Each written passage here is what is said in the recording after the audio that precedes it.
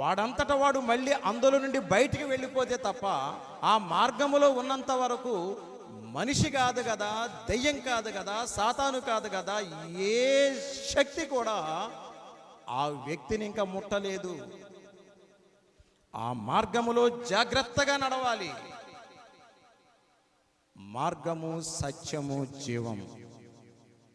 ఆ మార్గములో నిజాయితీగా నడవాలి.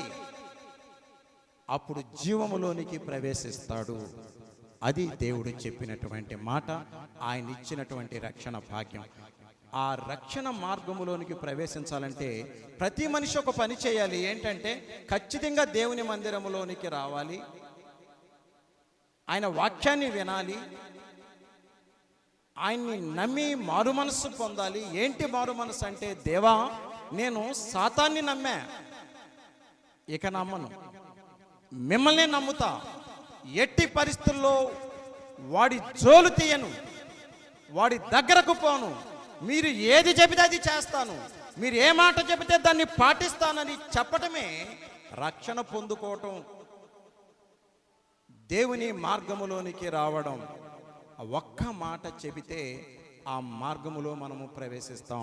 అక్కడుండి జాగ్రత్తగా నడవాలి. దేవుని స్తోత్రం చెప్పండి. హల్లెలూయా.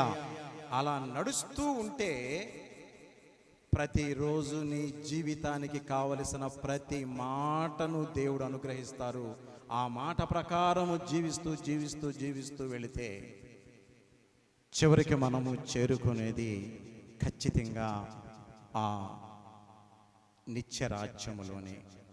అందుకని దేవుడే యేసుక్రీస్తు ప్రభువారిగా ఈ లోకములో ప్రవేశించి కావలసిన కార్యాన్ని నెరవేర్చారు ఆయన. దేవునికి స్తోత్రం చెప్పండి. హల్లెలూయా. ఆయన ఈ లోకములో ఉన్నప్పుడు వీరందరూ నా బిడ్డలే, అందరూ నా బిడ్డలే. గమనించండి, ఒక తల్లికి 4 పిల్లలు ఉంటే, లేకపోతే 2 పిల్లలు ఉంటే, ఒకడు చక్కగా మంచిగా వేసిన బట్టలు వేసినట్టే ఆడుకుంటున్నాడు ఇంట్లో. బయటికి వెళ్ళింది తల్లి, వచ్చేటప్పటికి ఒకడేం చేశాడంటే చక్కగా తను వేసినటువంటి చక్కని బట్టలు చక్కగా అలాగే ఉంచుకుని మంచిగా ఆడుకుంటున్నాడు. ఒకడేం చేశాడు, వాడికి కూడా మంచి బట్టలు వేసింది, వాడు ఆ బట్టలతో పక్కన డ్రైనేజీ ఉంటే దాంట్లో కూర్చొని ఆటలాడుతున్నాడు. ఒకడేమో ఇంట్లో కూర్చొని ఆటలాడుతూ ఉన్నాడు, ఇంకొకడు ఎక్కడున్నాడయ్యా అని చూస్తే వాడు డ్రైనేజీలో కూర్చొని ఆటలాడుతూ ఉన్నాడు. ఆ తల్లి ఎవరి దగ్గరికి వెళుతుంది? ముందు